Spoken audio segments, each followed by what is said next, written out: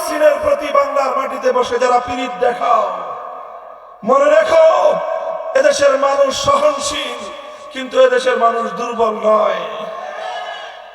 তুমি এখনো আগস্ট বিপ্লবের পরে ফ্যাসিবাদ বিরোধী এই বাংলার মাটিতে বসে আগস্ট বিপ্লবের পর এদেশের মুসলমানদের বুকের উপর দাঁড়িয়ে শেখ হাসিনাকে আবার তসলিমা নাসরিনের মতো কুখ্যাত লেখিকাকে আবার তুমি বাংলাদেশের মাটিতে প্রকাশ্যে তুমি এখানে পুনর্বাসন করবার চেষ্টা করবে, এদেশের মানুষ সেটা কোনোদিন বরদাস্ত করবে না।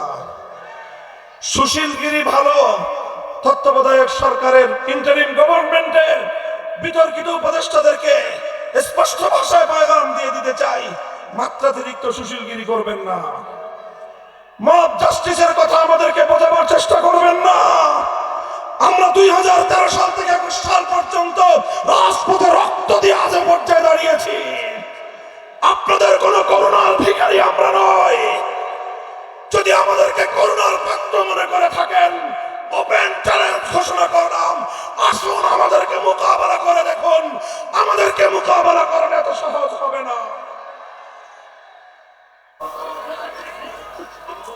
আলহামদুলিল্লাহি রাব্বিল আলামিন, والصلاة والسلام على سيد الأنبياء والمرسلين وعلى آله وأصحابه ومن تبعهم ودعا بدعوتهم إلى يوم الدين. أما بعد، أعوذ بالله من الشيطان الرجيم.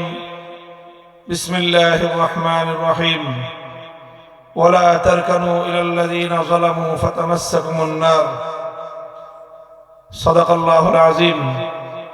বাংলাদেশ খেলাফত মজলিস রাজশাহী জেলা শাখা কর্তৃক আয়োজিত আজকের এই গণসমাবেশে উপস্থিত সংগ্রামী সভাপতি, উপস্থিত বাংলাদেশ খেলাফত মজলিসের কেন্দ্রীয় মহাসচিব সহ অন্যান্য কেন্দ্রীয় নেতৃবৃন্দ, বাংলাদেশ খেলাফত মজলিস ও সহযোগী সংগঠন সমূহের রাজশাহী জেলা ও অন্যান্য জেলা নেতৃবৃন্দ, থানার দায়িত্বশীল বৃন্দ, বিভিন্ন তৃণমূল পর্যায় থেকে সমবেত সংগঠনের নেতাকর্মী, দায়িত্বশীল ভাইরা, সর্বস্তরের রাজশাহীবাসী, আমরা সর্বপ্রথম মহান আল্লাহ পাক রব্বুল আলামিনের দরবারে শুকরগুজারি আদায় করি, যিনি বাংলাদেশের মানুষের বুকের উপর থেকে জগদ্দল পাথরের মতো চেপে বসা যুগের লেডি ফেরাউন খ্যাত স্বৈরাচারী ফ্যাসিবাদী শক্তি জালিম শাহী শেখ হাসিনাকে উৎখাত করে বাংলাদেশের মানুষকে মুক্ত বাতাসে নিঃশ্বাস গ্রহণ করার সুযোগ করে দিয়েছেন। এজন্য আল্লাহর দরবারে শুকরগুজারি আদায় করি। আল্লাহুম্মা লাকাল হামদু ওয়া লাকাশ শুকর। আমি আজকের এই মঞ্চে দাঁড়িয়ে স্মরণ করছি ওই সকল বীর শহীদদেরকে, যাদের রক্ত আর ত্যাগের বিনিময়ে বাংলাদেশ আজ ঘুরে দাঁড়িয়েছে এবং দ্বিতীয়বারের মতো 5ই আগস্ট 2024 সালে ঐতিহাসিক স্বাধীনতা অর্জন করেছে। 2009 সালের পিলখানার ট্র্যাজেডিতে শাহাদাত বরণকারী 57 জন দেশপ্রেমিক সেনা কর্মকর্তা, 2013 সালের শাপলা চত্বরে আল্লাহর রাসূলের প্রেমিক প্রিয় হেফাজতে ইসলাম বাংলাদেশের নবী প্রেমিক তৌহিদি জনতা, 2014-15 সালের সরকার বিরোধী আন্দোলনে আত্মদানকারী রাজনৈতিক বিরোধী নেতৃবৃন্দ, বিরোধী কর্মীবৃন্দ, 2021 সালে বাংলাদেশের স্বাধীনতার সুবর্ণ জয়ন্তী উদযাপনকালে ভারতের বিতর্কিত মুসলমানদের রক্তে রঞ্জিত যার হাত, নরেন্দ্র মোদীর আগমন উপলক্ষে শান্তিপ্রিয় বাংলাদেশের হেফাজতে ইসলামের নেতাকর্মী, যাদেরকে ব্রাহ্মণবাড়িয়া এবং হাটহাজারীতে পাখির মতো গুলি করে হত্যা করেছে বিগত সরকার, সর্বশেষ 2024 সালের জুলাই এবং আগস্ট বিপ্লবে 2 সহস্রাধিক বাংলার দামাল সন্তান, যাদেরকে দেশে অন্যায়ের বিরুদ্ধে প্রতিবাদ করার অপরাধে, যাদেরকে বৈষম্যের বিরুদ্ধে, ফ্যাসিবাদের বিরুদ্ধে লড়াই করবার অপরাধে ঠান্ডা মাথায় গুলি করে খুন করেছে জালিম শাহী শেখ হাসিনা সরকার এবং তার খুনি প্রশাসন। সেই সকল বীর শহীদদের প্রতি শ্রদ্ধা প্রদর্শন করে এবং তাদের শোক সন্তপ্ত পরিবার পরিজনের প্রতি সমবেদনা জ্ঞাপন করে আমরা আগামীর বাংলাদেশকে তাদের প্রতি শ্রদ্ধা রেখে তাদের এই অবদানকে স্মরণ করে আগামীর বাংলাদেশ গড়ে তুলবার আহ্বান জানাই। সংগ্রামী সাথী ও বন্ধুগণ, বাংলাদেশ বহু সংগ্রাম, বহু ত্যাগ কোরবানি এবং বহু রক্তের নজরানার উপর দাঁড়িয়ে আছে আমার এই সোনার বাংলাদেশ। তিনটি আধিপত্যবাদী শক্তির বিরুদ্ধে লড়াই করে এই বাংলাদেশ অর্জিত হয়েছে। 190 বছর পর্যন্ত 1757 সাল থেকে 1947 সাল পর্যন্ত লড়াই করেছে ব্রিটিশ বেনিয়া, সেই পশ্চিমা ব্রিটিশ সাম্রাজ্যবাদী শক্তির বিরুদ্ধে। 1920 শতকের গোড়ার দিকে 1905 সাল সহ বিভিন্ন সময়ে এই পূর্ববঙ্গের মুসলমানদেরকে লড়াই করতে হয়েছে পশ্চিমবঙ্গের দাদাবাবুদের আধিপত্যবাদের বিরুদ্ধে। এরপরে 1947 সাল থেকে 1971 সাল পর্যন্ত লড়তে হয়েছে পশ্চিম পাকিস্তানি খান পাঠানদের প্রভুত্বের বিরুদ্ধে। এভাবে ব্রিটিশ সাম্রাজ্যবাদী শক্তি পশ্চিমবঙ্গের দাদাবাবুদের চোখ রাঙানি পশ্চিম পাকিস্তানের খান পাঠানদের বিরুদ্ধে সংগ্রামের মধ্য দিয়ে 1971 সালের 16 ডিসেম্বর ঐতিহাসিক বিজয় অর্জনের মধ্য দিয়ে চূড়ান্তভাবে বাংলাদেশের এই লাল পতাকা, লাল সবুজের পতাকা অর্জিত হয়েছে। বাংলাদেশ বিশ্ব দরবারে একটি স্বাধীন সার্বভৌম দেশ হিসেবে আত্মপ্রকাশ করেছে।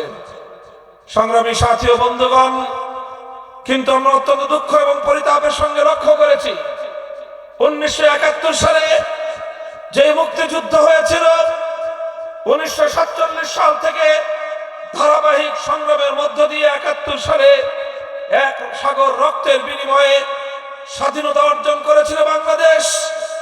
যেই স্বাধীনতা ছিল জালিমের বিরুদ্ধে মুসলিমের লড়াই, যেই মুক্তিযুদ্ধ ছিল অন্যায়ের বিরুদ্ধে ন্যায়ের লড়াই, যেই স্বাধীনতার যুদ্ধ ছিল মানুষের বঞ্চিত অধিকার ফিরিয়ে আনবার লড়াই, সেই মুক্তিযুদ্ধে বিজয় অর্জিত হওয়ার কিছুদিনের মধ্যেই ভিনদেশী একটি শক্তি সুপরিকল্পিতভাবে এই দেশীয়তার এজেন্ডার মাধ্যমে মুক্তিযুদ্ধের অর্জনকে ছিনতাই করবার চেষ্টা করেছে। আমরা দ্ব্যর্থহীন ভাষায় বলি, ইতিহাসকে সাক্ষী রেখে বলি, বাংলাদেশের স্বাধীনতার মুক্তিযুদ্ধের পূর্বে, এমনকি মুক্তিযুদ্ধ চলাকালীন 9 মাসের মধ্যে 25 মার্চ 26 মার্চ কালুরঘাট থেকে স্বাধীনতা ঘোষণা হওয়ার পর থেকে 16 ডিসেম্বর বাংলাদেশের স্বাধীনতার বিজয় অর্জিত হওয়া পর্যন্ত এই সুদীর্ঘ 24 বছরে কোনদিন বাংলাদেশে কোন রাজনৈতিক নেতা, কোন নেত্রী, কোন দল কখনোই বাংলাদেশের ধর্মনিরপেক্ষতার দাবি উত্থাপন করেনি।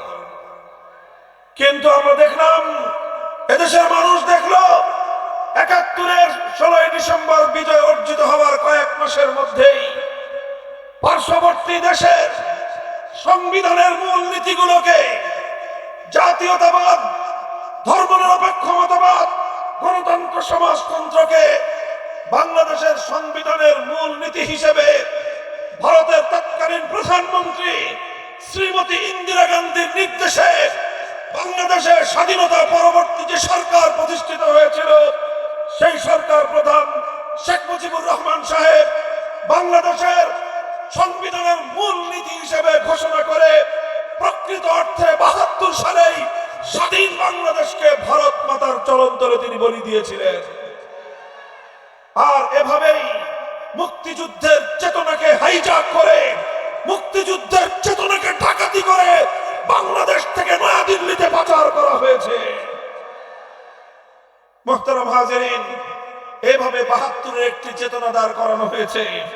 সেই 72-এর চেতনা এবং 72-এর তাদের যে মূলনীতি, সেগুলোকেই বিগত 53 বছর যাবৎ বাংলাদেশের মানুষকে 71-এর চেতনা, মুক্তিযুদ্ধের চেতনা হিসেবে গেলানো হয়েছে। আমি আজ স্পষ্ট ভাষায় বলতে চাই, 71-এর চেতনা এটা ছিল ভিন্ন চেতনা। 71-এর চেতনা ছিল মুক্তিযুদ্ধের সঠিক চেতনা, 72-এর চেতনা ছিল গোলামীর চেতনা, 72-এর সংবিধান ছিল বাংলাদেশের গণমানুষের হাজার বছরের ইচ্ছা এবং অভিপ্রায়কে ধ্বংস করবার সংবিধান। এবং সেই ৭২-এর সংবিধানকে কেন্দ্র করে ভারতীয় দালালির যে চেতনা গড়ে উঠেছিল, বিগত ৫৩ বছর সেই দালালির চেতনাকেই মুক্তিযুদ্ধের চেতনা হিসেবে প্রতিষ্ঠিত করবার পায়তারা চালানো হয়েছে। এভাবেই যখন বাংলাদেশে ৭১-এর পর ৭২-এর চেতনা দাঁড় করানো হলো, ৭২-এর চেতনার ভিত্তিতে ৭২ থেকে ৭৫ সাল পর্যন্ত মাত্র ৩ বছরে বাংলাদেশের ৩০ লক্ষ মায়ের কোল খালি করা হয়েছে। তাকড়া তাকড়া যুবকদেরকে ধরে নিয়ে হত্যা করা হয়েছে। ক্রস ফায়ারের মতো অত্যন্ত জঘন্য সংস্কৃতি বাংলাদেশে চালু করা হয়েছে। এভাবে স্বাধীন বাংলাদেশকে একটি নারকীয় মৃত্যুযজ্ঞে পরিণত করা হয়েছে। সেজন্যই ৭৪-এর দুর্ভিক্ষ তৈরি হয়েছিল। আর এই সকল অন্যায়, হত্যাকাণ্ড, যুবকদের ধরে নিয়ে খুন করা, লক্ষ মায়ের কোল খালি করবার কারণে, লক্ষ মায়ের কোল খালি করবার কারণেই ৭৫-এর ১৫ই আগস্টের মতো এই ধরনের ঘটনা সংঘটিত হয়েছিল। ৭৫-এর ১৫ই আগস্ট ছিল ৭২ থেকে ৭৫ পর্যন্ত বাংলাদেশে ৩০,০০০ যুবকদের হত্যা করবার একটি ধারাবাহিক, তারই প্রতিশোধ পরায়ণতার ফলাফল। ৭৫ যখন শেখ মুজিবুর রহমান সাহেব সপরিবারে নিহত হলেন, তার কন্যা শেখ হাসিনা আন্তর্জাতিক গণমাধ্যমে তিনি ঘোষণা করেছিলেন বাংলাদেশের মানুষের কাছ থেকে তিনি প্রতিশোধ গ্রহণ করবেন। তখনই তিনি বলেছিলেন যে দেশের মানুষ তার বাবাকে হত্যা করেছে, সেই দেশের মানুষের কাছ থেকে, তাদের কাছ থেকে তিনি প্রতিশোধ গ্রহণ করবেন। সংগ্রামী সাথী ও বন্ধুগণ, অথচ তিনি একবার লক্ষ্য করলেন না তার বাবা এবং সেই বাকশালী সরকার যেই ৩০,০০০ মায়ের কোল খালি করেছে, সেই মায়েদের আর্তনাদ এবং হাহাকার তার কর্ণকুহরে পৌঁছেনি। ৭৫-এর ১৫ই আগস্টের পর শেখ হাসিনা রাজনীতিতে আগমন করলেন এবং এই ৫০ বছর পর্যন্ত তিনি যে রাজনীতি করেছেন, সেই রাজনীতির মূল নীতি ছিল দুটি। প্রথম মূল নীতি ছিল বিভাজনের রাজনীতি, দ্বিতীয় মূল নীতি ছিল ষড়যন্ত্রের রাজনীতি, গোলামীর রাজনীতি, দাসত্বের রাজনীতি। তিনি বাংলাদেশ থেকে প্রতিশোধ গ্রহণ করেছেন। প্রতিশোধ গ্রহণ করেছেন বাংলাদেশের জনগণ থেকে, প্রতিশোধ গ্রহণ করেছেন বাংলাদেশের রাষ্ট্র থেকে, এমনকি তিনি প্রতিশোধ গ্রহণ করেছেন তার দল আওয়ামী লীগের কাছ থেকে। অনেকেই হয়তো বিষয়টা আশ্চর্যান্বিত হবেন যে তিনি আওয়ামী লীগের কাছ থেকে কিভাবে প্রতিশোধ নিলেন। আওয়ামী লীগের মধ্যে যদি কোনো বিবেকবান মানুষ থেকে থাকেন, ঠান্ডা মাথায় চিন্তা করে দেখবেন যে শেখ হাসিনা আপনাদের কত বড় ক্ষতি করে রেখে গিয়েছেন। শেখ হাসিনা তার এক বক্তব্যে বলেছিলেন, আজও পর্যন্ত নেট দুনিয়ায় তার সেই বক্তব্য ভাইরাল রয়েছে। তিনি ১৫ই আগস্টের তার বাবার হত্যাকাণ্ডকে নিয়ে তিনি তার দলের প্রতি ক্ষোভ প্রকাশ করে বলেছিলেন, এত বড় দল, এত নেতা কর্মী, কেউ তো কোথায়, কেউ তো ১৫ই আগস্টের হত্যাকাণ্ডের পর একজন মানুষ এগিয়ে আসে নাই। সেই লাশ ৩২ নম্বরে দিনের পর দিন পড়েছিল, কাউকে তো দেখা যায় নাই প্রতিবাদ করতে। তাহলে এত বড় দল থেকে লাভ কি? এই কথার মধ্য দিয়ে আওয়ামী লীগের প্রতি শেখ হাসিনার যে ক্ষোভ এবং তাদের প্রতি যে তার বিদ্বেষ ছিল এবং প্রতিশোধ পরায়ণতার মানসিকতা ছিল, সেটাই ফুটে উঠে। আর সেটাই তিনি বিগত ১৫ বছরে অক্ষরে অক্ষরে আওয়ামী লীগকে এমন এক জায়গায় নিয়ে তিনি উপনীত করেছেন, আগামী দিনে বাংলাদেশে যেন কেউ আওয়ামী লীগের নাম নিতে সাহস না করে, লজ্জা থাকলে কোনো মানুষ আর আওয়ামী লীগের নাম মুখে উচ্চারণ করবে না। তিনি এমন কাজ করেছেন,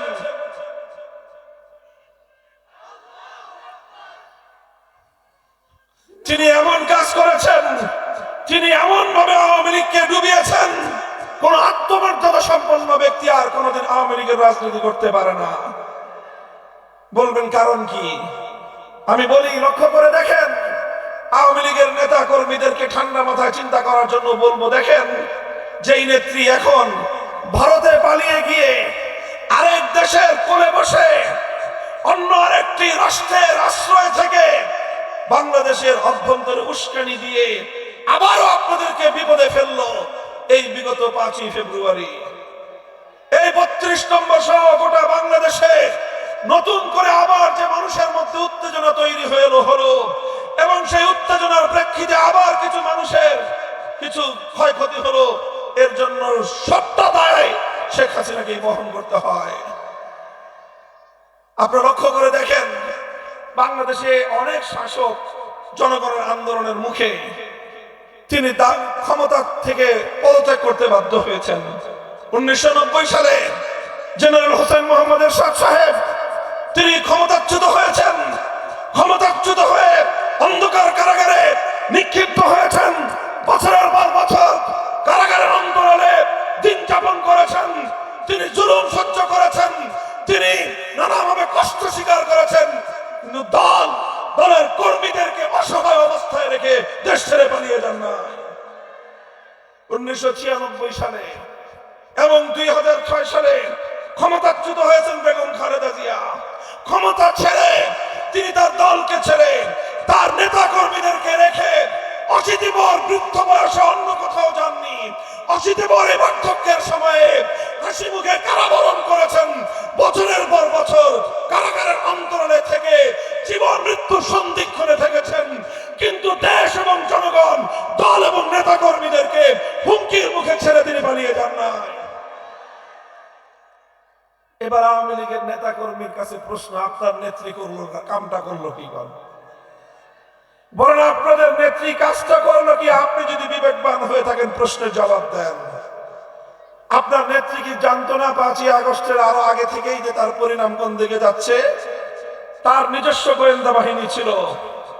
সমস্ত সচেতন মানুষ জানে বাংলাদেশের রাষ্ট্রীয় প্রতিটি গোয়েন্দা সংস্থার পাশাপাশি শেখ হাসিনা তার গণভবন কেন্দ্রিক ভিন্ন আরেকটি নিজস্ব গোয়েন্দা সংস্থা তার ছিল।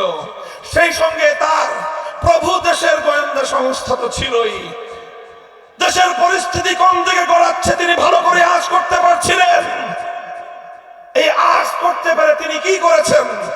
তার দলের নেতা কর্মীর কারো নিরাপত্তার কথা তিনি চিন্তা করেন নাই, বরং অন্তিম মুহূর্ত পর্যন্ত তার নেতা কর্মীদেরকে জনগণের মুখোমুখি দাঁড় করিয়ে দেওয়ার চেষ্টা করেছেন। আজকে দেশ থেকে পালিয়ে গিয়ে আমার পুলিশ ভাইদের জন্য মায়া কান্না করেন। লজ্জা উচিত আপনার। আপনি বাংলাদেশের পুলিশ বাহিনীকে জনগণের মুখোমুখি দাঁড় করিয়ে দেশপ্রেমিক পুলিশদেরকে আপনি বিতর্কিত করেছেন। বাংলাদেশের গণমানুষের জননন্দিত মানুষের আস্থার প্রতিষ্ঠান র্যাবকে দিয়ে আপনি আকাশ থেকে জনগণের হেলিকপ্টার থেকে জনগণের বুকে গুলি ছুড়ে র্যাবকে বিতর্কিত করেছেন। সর্বশেষ আপনি সেনাবাহিনীকেও বিতর্কিত করার চেষ্টা করেছেন। সেনাবাহিনীকে নির্দেশ দিয়েছিলেন, চালাও গুলি, লক্ষ মানুষ মেরে ফেলো, আমি আমার ক্ষমতার মসনদ আমি অটুট রাখতে চাই। সেনাবাহিনী যখন অক্ষমতা প্রকাশ করেছে তখনই আপনি দেশ ছেড়ে পালিয়ে যেতে বাধ্য হয়েছেন। আপনার কাছে সব তথ্য ছিল। হে আওয়ামী লীগের নেতা কর্মীরা, আপনাদের নেত্রীর কাছে সব তথ্য ছিল। জানতো ডিজিএফআই, এনএসআই সহ এসবি সহ রাষ্ট্রীয় গোয়েন্দা সংস্থাগুলোর রিপোর্টের পাশাপাশি তার নিজস্ব দলীয় গোয়েন্দা সংস্থা, এরপরে তার প্রভু দেশীয় গোয়েন্দা সংস্থার রিপোর্ট তার কাছে ছিল। এই সব থাকার পরেও তিনি একেবারে 4 আগস্ট সন্ধ্যাবেলাও তার নেতা কর্মীদেরকে জনগণের বুকে গুলি ছুড়বার নির্দেশ দিয়েছেন। জনগণকে হত্যা করার নির্দেশ দিয়ে প্রকারান্তরে তিনি তার দলের কর্মীদেরকে জনগণের মুখোমুখি যুদ্ধের ময়দানে নামিয়ে দিয়েছেন। আর তলে তলে নিজের লাগেজ গুছিয়েছেন। নিজের লাগেজ গুছিয়েছেন। এর আগে একমাত্র ছেলে জয়কে পার করেছেন, পুতুলকে আরেক দেশে সেটেল করেছেন, নিজের ভাগনা ভাগ্নি যা ছিল সবকে ভিন দেশে সেটেল করেছেন।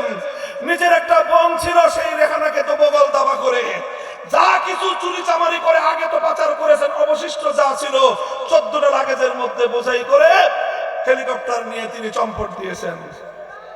একবার আওয়ামী লীগের কথা ভাবেন নাই, একবার দলের নেতা কর্মীদের কথা ভাবেন নাই, একটাবার হেলমেট লীগের কথা ভাবেন নাই, একটাবার হাতুড়ি লীগের কথা ভাবেন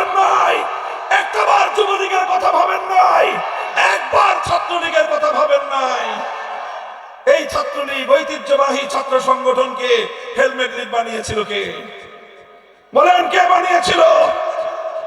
এই ছাত্রলীগকে হাতুড়ি লীগ বানিয়েছিল কে? এদেরকে হাতুড়ি লীগ বানিয়ে, এদেরকে হেলমেট লীগ বানিয়ে জনগণের বিরুদ্ধে যুদ্ধে নিয়ে দিয়ে গোটা জনগণের মুখে এদেরকে ফেলে রেখে নিজের ব্যক্তিগত আর পারিবারিক আখের গুছিয়ে চম্পট দিলেন। এমন স্বার্থপর নেতা কোনদিন একটি দল তো দূরের কথা, একটি দেশকে নেতৃত্ব দেওয়ার অধিকার রাখে না।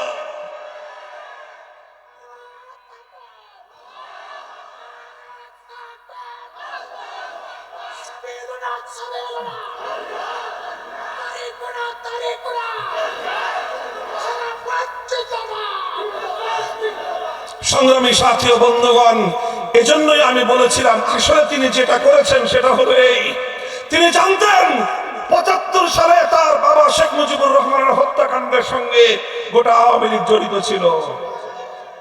এই দল তার বাবাকে হত্যা করেছে, এই জন্য তিনি ধীরে ধীরে তার দলকে এমন একটা পর্যায়ে এনেছেন যেন আগামী দিনে আর কোনোদিন কেউ আওয়ামী লীগের নাম মুখে উচ্চারণ না করে।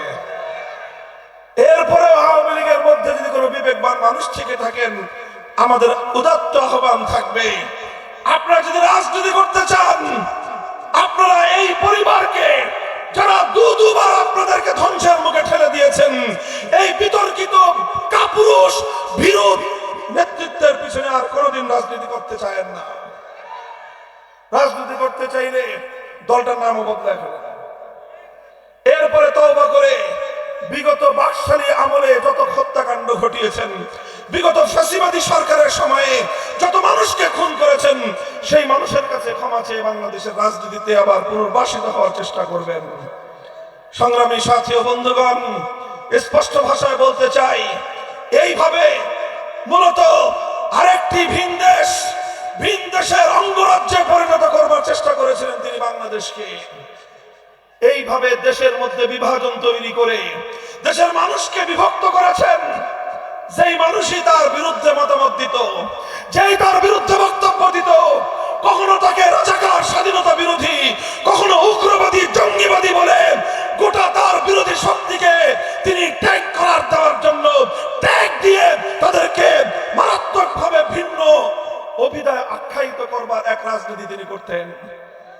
সংগ্রামী সাথী ও বন্ধুগণ, সর্বশেষ দেখেছে দেশের মানুষ, আমার দেশপ্রেমিক ছাত্র জনতা, 4 কোটি ছাত্র জনতা যখন কোটা সংস্কার এবং কোটা বাতিলের ন্যায্য দাবি নিয়ে তারা রাজপথে নামলো, তারা কোটা সংস্কারের ন্যায্য দাবি উত্থাপন করলো, সেই দাবির প্রতি তিনি কিভাবে বৃদ্ধাঙ্গুলি প্রদর্শন করে গোটা বাংলাদেশের 4 কোটি ছাত্র জনতাকে তিনি তার প্রতিপক্ষ হিসেবে সাব্যস্ত করে ন্যায্য অধিকারের দাবি করবার অপরাধে তাদের সকলকে নিকৃষ্ট অভিধায় রাজাকারের বাচ্চা বলে গালি দিলেন।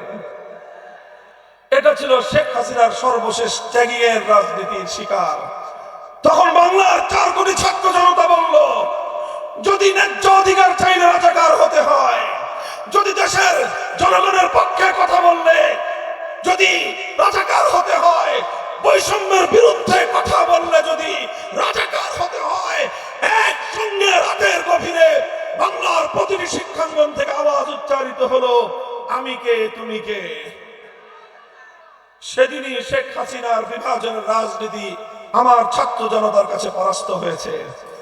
সংগ্রামী সাথী ও বন্ধুগণ, জুলাই এবং আগস্টের যে বিপ্লব হয়েছে, এই বিপ্লবকে ভালো করে বুঝতে হবে, এই বিপ্লবকে অনুধাবন করতে হবে। মনে রাখতে হবে, ৭১ সালের আমাদের মুক্তিযুদ্ধের বিজয়কে যেভাবে ছিনতাই করা হয়েছে, ২৪ জুলাই আগস্টের বিপ্লবকেও ছিনতাই করবার পায়তারা চলছে। এবারের এই বিপ্লবের অর্জনকে যদি কেউ ছিনতাই করতে চায়, বুকের রক্ত দিয়ে ষড়যন্ত্রকে রুখে দাঁড়াতে হবে। সংগ্রামী সাথী ও বন্ধুগণ, জুলাই আগস্টের যে বিপ্লব হয়েছে, এই বিপ্লবের অন্যতম প্রতীকী একটি চিত্র ছিল কি, আমরা বাংলাদেশের প্রতিটি শহরে দেখেছি, প্রতিটি জেলা শহর, বিশেষ করে বিভাগীয় শহরগুলোতে একটি অভিন্ন কমন চিত্র মানুষের চোখে ধরা পড়েছে। মিডিয়াতে বারবার এই দৃশ্যগুলো দৃশ্যমান হয়েছে। আমার দামাল ছেলেরা, এই ছেলেরা সমস্ত বিভাজনকে ভুলে গিয়ে স্কুল থেকে ছাত্ররা এসেছে, কলেজ ইউনিভার্সিটি থেকে ছেলেরা এসেছে, আলিয়া মাদ্রাসা থেকে আমার সন্তানরা এসেছে, কওমি মাদ্রাসা থেকে আমার ছাত্ররা এসে ভেদাভেদের সকল দেয়ালগুলো ভেঙে গুড়িয়ে দিয়েছে। হাতে হাত রেখে টেকনাফ থেকে তেতুলিয়া পর্যন্ত তারা ঐক্যের একটি মজবুত দেয়াল তৈরি করেছে। তারা রাজপথে স্লোগান তুলেছে বৈষম্যের বিরুদ্ধে, অন্যায়ের বিরুদ্ধে, ফ্যাসিবাদের বিরুদ্ধে, স্বৈরতন্ত্রের বিরুদ্ধে।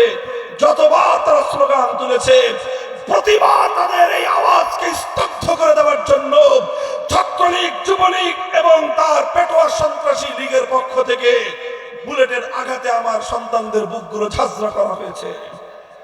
বাংলার প্রতিটি শহরের রাজপথের পিচ ঢালা রাজপথ তাদের রক্তে রঞ্জিত হয়েছে।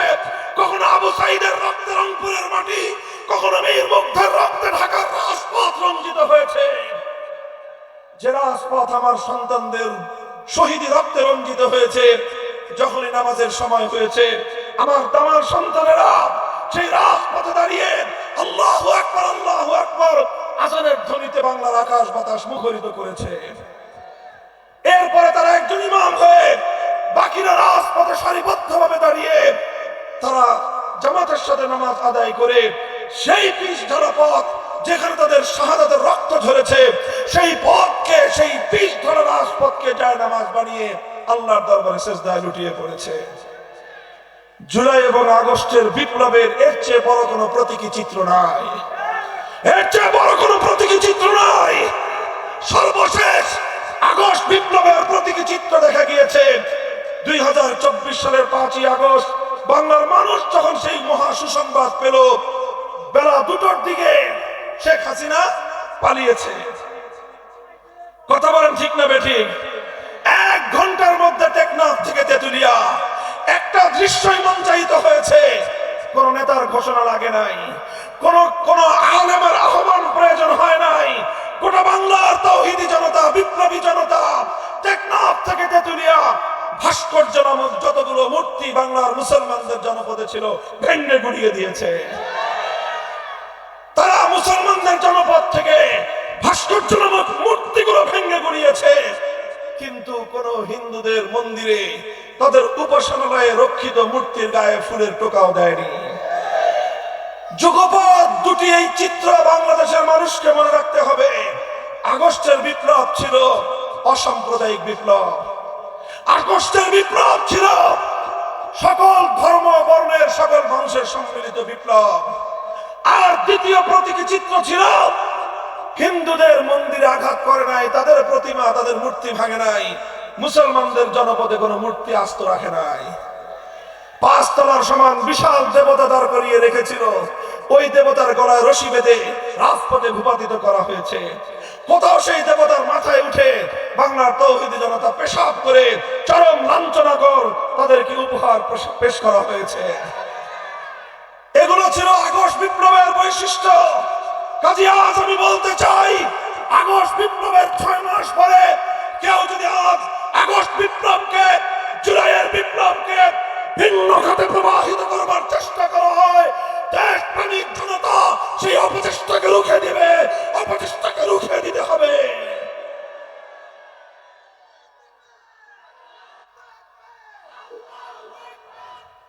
সংগ্রামী সাথী ও বন্ধুগণ, আমি আমার আখেরি পয়গাম শুনিয়ে যেতে চাই। পার্শ্ববর্তী দেশ, আমাদের প্রতিবেশী দেশকে আমরা বলবো, আপনারা আমাদের এখান থেকে পলাতক শত শত খুনের মামলার ওয়ারেন্টভুক্ত আসামি, যার বিরুদ্ধে গ্রেফতারি পরোয়ানা জারি করেছে বাংলাদেশের আদালত, সেই পলাতক আসামিকে আপনারা প্রশ্রয় দিয়ে ক্ষান্ত হননি, তাকে আপনারা বধূর মতো যত্ন করে রাখছেন। রাখেন, আপনাদেরকে 16-15 বছর যে সার্ভিস দিয়েছে, গোটা বাংলাদেশটাকে আপনার হাতে তুলে দিয়েছে। তার পররাষ্ট্রমন্ত্রী বলেছিল ভারতের সাথে বাংলাদেশের তথা নরেন্দ্র মোদীর সাথে হাসিনা সরকারের সম্পর্ক নাকি স্বামী স্ত্রীর মতো। এটা পররাষ্ট্রমন্ত্রী আব্দুল মোমিনের বক্তব্য। আর বলেছে ওই স্বামীর দেশকে স্ত্রীর দেশ যা দিয়েছে তা নাকি কোনোদিন স্বামীর দেশ ভুলতে পারবে না। এবং তারা ভুলতে পারে নাই বলেই এখন তাদেরকে সার্ভিস দিতে হচ্ছে। সার্ভিস দেন, মনে রাখবেন আপনার করে বসে আমার বাংলাদেশের আভ্যন্তরীণ বিষয়ে যদি এভাবেই না গড়াতে থাকে, বাংলার মানুষ আপনার সঙ্গে সৌজন্যতামূলক কোনো কূটনৈতিক সম্পর্ক রাখতে পারবে না। আপনাকে আমার দেশের পররাষ্ট্রনীতির প্রতি শ্রদ্ধা প্রদর্শন করতে হবে, কূটনৈতিক সৌজন্যতা রক্ষা করতে হবে। আর যদি আমার বাংলাদেশকে মনে করেন আপনার কৃতদাসী আমলের মতো আমার বাংলাদেশের স্বাধীন পতাকা এভাবে আপনারা অগ্নিসংযোগ করবেন, আমার আগরতলার উপ হাই কমিশনে আপনারা এভাবে আক্রমণের পর আক্রমণ শানিয়ে যাবেন, বাংলার শাহজালালের সন্তানরা নীরব বসে থাকবে না, নীরব বসে থাকবে না।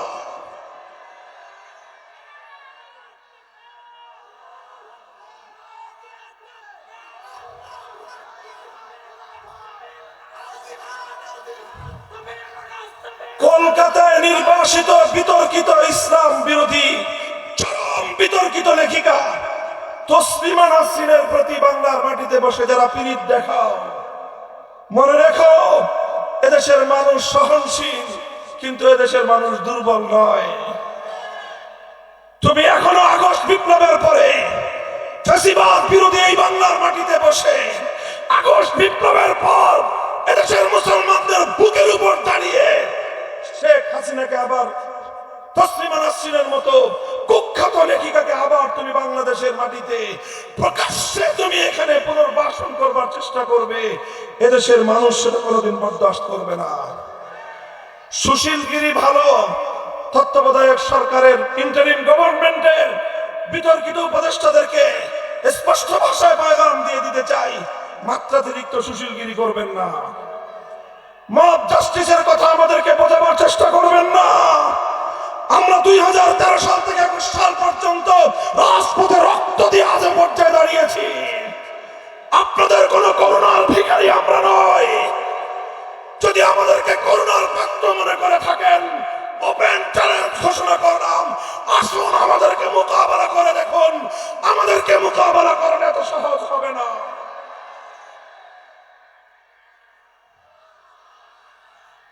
সংগ্রামী সাথী ও বন্ধুগণ, আমরা দ্ব্যর্থহীন ভাষায় বলি, এদেশে আমরা ইসলামকে নিয়ে বাঁচব, ইসলামের গৌরব নিয়ে বাঁচব, ইসলামের ঝান্ডা সমর্থন করে বাঁচব আমরা।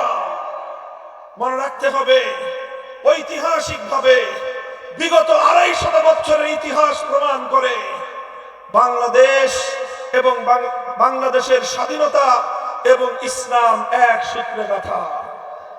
মনে রাখবেন, বাংলাদেশের স্বাধীনতা এবং ইসলাম এক সূত্রে গাঁথা। যদি বাংলাদেশে ইসলাম আক্রান্ত হয়, বাংলাদেশের স্বাধীনতা বিপন্ন হবে। সুতরাং বাংলাদেশে যারা ইসলাম বিরোধী তারাই স্বাধীনতার বিপক্ষ শক্তি।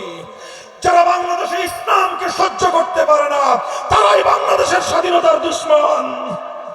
মনে রাখবেন, আমরা ছাড় দেব কিন্তু ছেড়ে দিয়ে কথা বলবো না। আমাদেরকে যদি বারবার ঘায়েল করবার চেষ্টা করা হয়, মনে রাখবেন বাংলাদেশে আমরা ভাড়াটিয়া হিসেবে বসবাস করি না। রক্তের বিনিময়ে কেনা এই জমিনে আমরা মালিকানার দাবি নিয়ে, অধিকার নিয়ে আমরা বসবাস করি। ফ্যাসিবাদের দোসর ভিনদেশী ক্রীড়নক ইসলাম বিরোধী অপশক্তি, এদের সকল রসুনের গোড়া এক জায়গায়, সব রসুনের গোড়া এক জায়গায়। শেখ হাসিনার গোড়া যেখানে, তসলিমা নাসরিনের শেকরের গোড়াও সেখানে। কাজেই শেখ হাসিনা এবং তসলিমা নাসরিন যৌথ প্রযোজনায় বাংলাদেশের অভ্যন্তরে তারা আবার নতুন করে বিশৃঙ্খলা সৃষ্টির পায় তারা চালাচ্ছে। তাদের এদেশীয় দোসরেরা তসলিমা নাসরিনের নামে শেখ হাসিনাকে বাংলাদেশে পুনর্বাসিত করবার পায় তারা করলে বাংলাদেশের মানুষ সেটাকে রুখে দেবে ইনশাআল্লাহ। সংগ্রামী সাথী ও বন্ধুগণ, আমি আমার রাজপথের সকল সহযোগী আন্দোলন সংগঠন রাজনৈতিক দলগুলোকে উদাত্ত আহ্বান জানাই। বাংলাদেশের সর্ববৃহৎ রাজনৈতিক দল বাংলাদেশ জাতীয়তাবাদী দল বিএনপি, জামায়াতে ইসলামী বা বাংলাদেশ জামায়াতে ইসলামী এবং অন্যান্য ইসলামী সংগঠন, হেফাজতে ইসলাম বাংলাদেশ, ইসলামী আন্দোলন বাংলাদেশ, বাংলাদেশ খেলাফত মজলিস সহ অন্যান্য সকল সংগঠন, আমি উদাত্ত আহ্বান জানাই, দেশ বিরোধী অপশক্তির মোকাবেলায়, ফ্যাসিবাদের মোকাবেলায় রাজপথে গড়ে ওঠা আমাদের ইস্পাত কঠিন ঐক্যকে ধরে রাখতে হবে। বৈষম্য বিরোধী ছাত্র নেতৃবৃন্দকে সাহস যোগাতে হবে। তারা যে অসাধ্য সাধন করেছে তাদের প্রতি আমাদের সকলের কৃতজ্ঞ থাকতে হবে। ছাত্র নেতৃবৃন্দকে বলবো, তোমরা অভিজ্ঞ রাজনৈতিক নেতৃবৃন্দের অভিজ্ঞতা থেকে তোমরা উপকৃত হও, পরামর্শ করো, সকলে সম্মিলিতভাবে একটি নতুন বাংলাদেশ গড়ে তুলবো আমরা। ওই বাংলাদেশে ৭২-এর ছায়া থাকবে না, সেই বাংলাদেশে ৭১-এর চেতনা থাকবে। নতুন এক বাংলাদেশ গড়ে তুলবো, যেই বাংলাদেশে বাকশালের ঠাঁই হবে না, যেই বাংলাদেশে অন্য সকল ধর্ম বর্ণ ভিন্ন মতের ঠাঁই হবে, সেই বাংলাদেশে আর কোনো সংখ্যালঘু নির্যাতনের নাটক মঞ্চস্থ হবে না। যারা রাতের অন্ধকারে কালনাগিনী হয়ে সংখ্যালঘুদেরকে ছোবল মারত, আবার দিনের বেলায় ওঝা হয়ে ঝাড়তে আসতো, সেই শেখ হাসিনার প্রিয় নাট্যগোষ্ঠী এখন বাংলাদেশে নাই। নাটকের নায়িকারাও নাই, নায়করাও নাই। এই জন্য এখন আর সংখ্যালঘুদের নির্যাতনের ঘটনাও ঘটে না। এই জন্য বাংলাদেশের হিন্দু বৌদ্ধ খ্রিস্টান সহ প্রতিটি সংখ্যালঘুদের জান মাল ইজ্জত আবরু এবং তাদের ধর্মীয় উপাসনালয় সহ তাদের সবকিছু বাংলার তৌহিদি জনতার কাছে আল্লাহ এবং তার রাসূলের পক্ষ থেকে রক্ষিত আমানত। এই আমানতের মর্যাদা যে কোনো মূল্যে আমরা রক্ষা করব। কথা বলেন ঠিক কিনা? এভাবে আমরা একটি সুন্দর বাংলাদেশ গড়ে তুলব, যেই বাংলাদেশের কথা আমরা বলছি সকল ইসলামপন্থীরা ঐক্যবদ্ধ হয়ে শিশাডালা প্রাচীরের মতো একটি ঐক্যবদ্ধ বুনিয়াদের উপর দাঁড়িয়ে আমরা ঘোষণা দিতে চাই, অনেক রঙের বাংলাদেশ দেখা হয়েছে, এবার দেখতে চাই ইসলামের বাংলাদেশ, এবার দেখতে চাই খেলাফতের বাংলাদেশ। আমরা একটা আন্দোলন করেছি গোটা দেশ বৈষম্যহীন বাংলাদেশ গড়বার জন্য। কথা বলেন ঠিক কিনা? আমরা বলতে চাই, বৈষম্যহীন চূড়ান্তভাবে ইনসাফপূর্ণ বৈষম্যহীন দেশ গড়তে হলে মানব রচিত কোনো তন্ত্র মন্ত্র দিয়ে সেটা সম্ভব নয়। চূড়ান্ত বৈষম্যহীন সমাজ গড়বার একমাত্র নিশ্চয়তা রয়েছে সৃষ্টিকর্তা মহান আল্লাহ প্রদত্ত রাজনৈতিক বন্দোবস্তের মধ্যেই।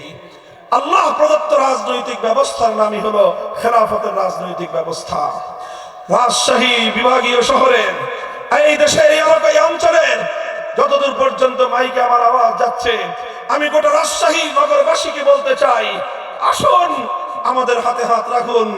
বাংলাদেশ খেলাফত মজলিস, বাংলাদেশ খেলাফত যুব মজলিস, বাংলাদেশ খেলাফত শ্রমিক মজলিস, বাংলাদেশ খেলাফত ছাত্র মজলিস প্রতিটি কাফেলার পতাকা তলে যার যার সুবিধা মতো সংঘবদ্ধ হয়ে আগামীর বাংলাদেশকে আমরা গড়ে তুলবো ইনশাআল্লাহ।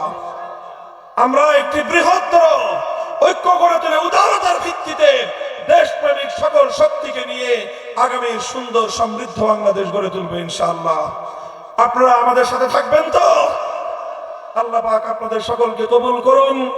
আজকের এই চমৎকার সমাবেশ বাস্তবায়নের জন্য বাংলাদেশ খেলাফত মজলিস রাজশাহী জেলা শাখার নেতৃবৃন্দকে আমি আমার পক্ষ থেকে আন্তরিক অভিনন্দন জানাই, শুকরিয়া জ্ঞাপন করি।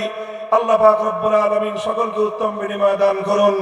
সুবহানাল্লাহি ওয়া বিহামদিহি, সুবহানাকা আল্লাহুম্মা বিহামদিক, আশহাদু আল লা ইলাহা ইল্লা আনতা আস্তাগফিরুকা ওয়া আতুবু ইলাইক।